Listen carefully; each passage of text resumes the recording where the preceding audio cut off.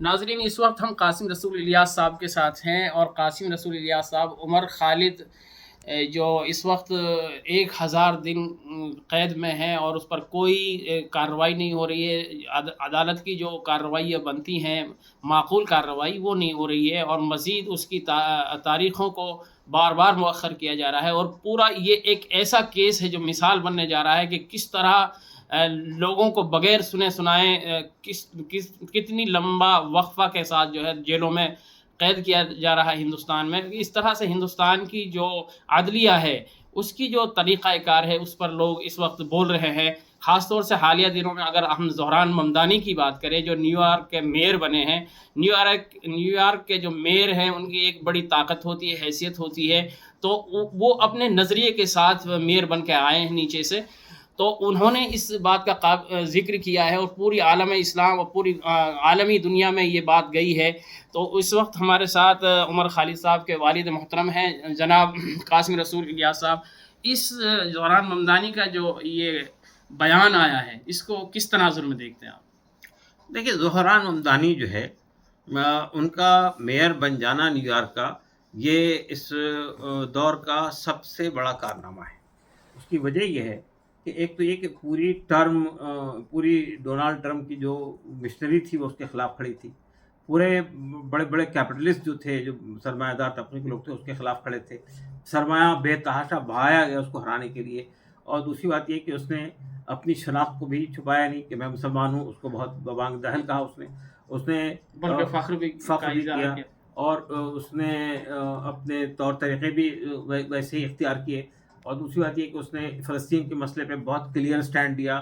اس نے نیتن یاہو کو، اگر وہ نیو یارک آتے ہیں تو چونکہ وہ مجرم ہیں انٹرنیشنل کرائم کورٹ کے، ان کو گرفتار کرنے کا وہ بھی کیا. تو میں یہ کہنا چاہتا ہوں کہ اصل میں اچھا دوسری بات یہ کہ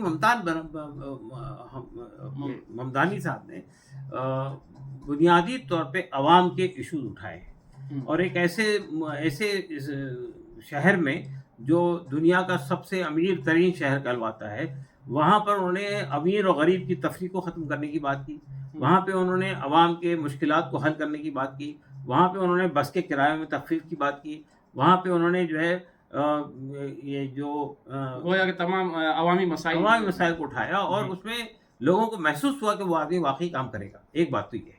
دوسری بات یہ کہ اس نے، ظاہر بات ہے کہ جہاں تک عمر کا تعلق ہے، عمر کے کیس پہ، یعنی عمر کا جو جیل ڈائری تھی، اس کا جو لیٹر تھا وہ پڑھ کے سنایا ایک مجلس میں، اور اس کے ساتھ میں ہمدردی کا اظہار کیا. پھر اس نے بہت کلیئر کٹ مودی اور مودی کی پالیسیز کی مخالفت کی طاقت و قوت کے ساتھ میں. اس نے جواہر لال نہرو کا تذکرہ کیا اچھے الفاظ میں. تو اچھا، ممدان بنائی کی ان کی خاص بات یہ ہے کہ وہ ہندوستان کے، ان کے والدین جو ہے ہندوستان کے رہنے والے تھے. وہ انہوں نے اپنی یہ پہچان کو بھی ظاہر کیا کہ میں جو ہے ہندوستان کا رہنے والا ہوں.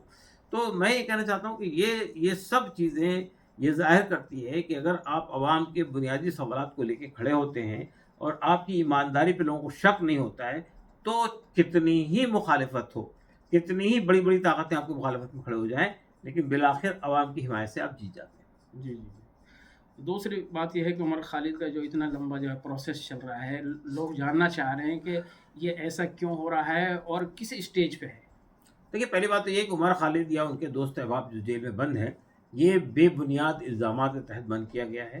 اور بنیادی طور پہ یہ حکومت دراصل میں عمر خالد اور ساتھیوں کو اس بات کی سزا دینا چاہتی ہے کہ انہوں نے ایک بہت ہی کامیاب تحریک چلائی تھی سی اے کے خلاف میں، اینٹی سی اے موومنٹ جو تھی. اور وہ اینٹی سی اے موومنٹ کی خاص بات یہ تھی کہ وہ مسلمانوں کی جو ٹریڈیشنل لیڈرشپ ہے وہ اس میں پیش نہیں تھی، بلکہ ہمارے نوجوان اور ہماری خواتین، ان لوگوں نے وہ تحریک کھڑی کی تھی جو ایک بالکل ماس موومنٹ بن گئی تھی، پورے عوامی تحریک بن گئی تھی.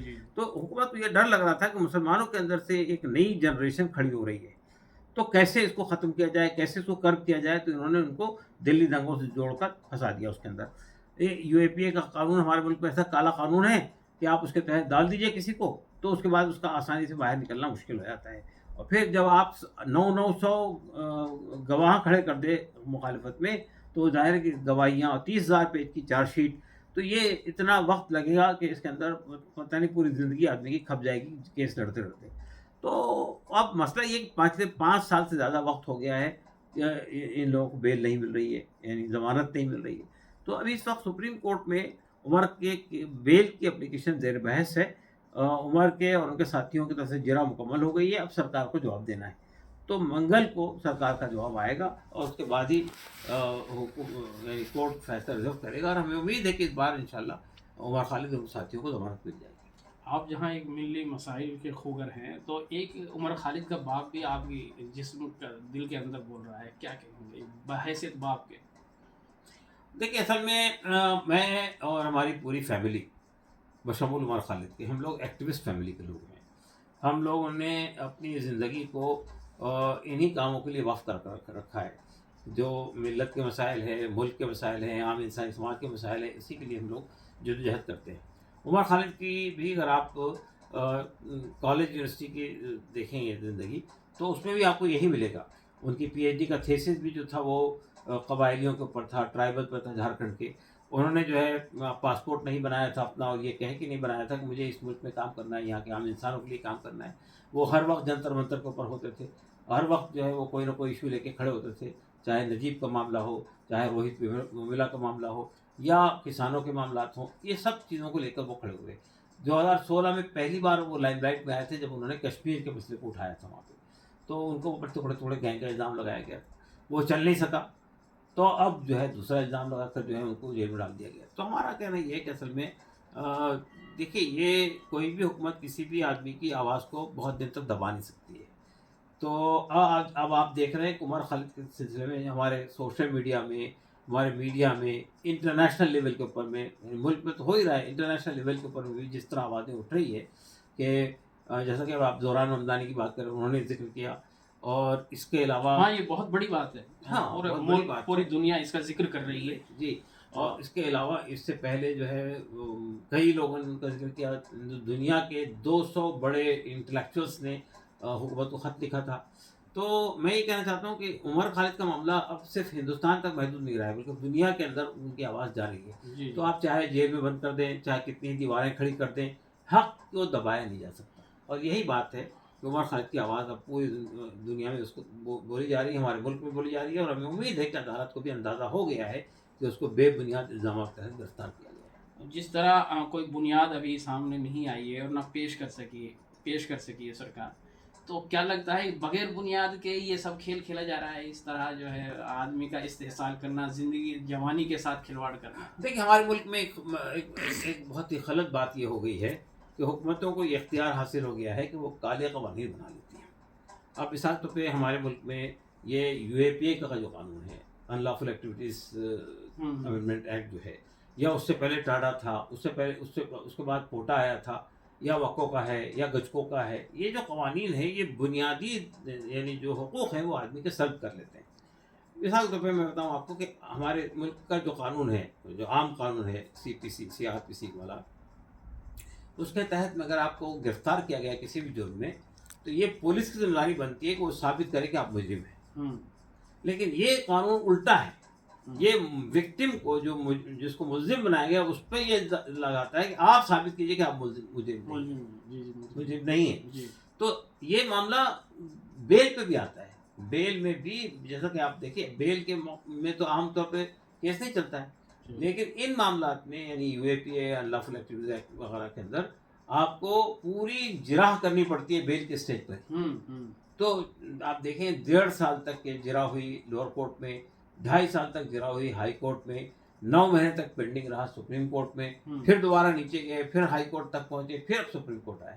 یعنی 6ٹھی بار اب عدالت وہاں کیس آیا ہے یہاں پہ.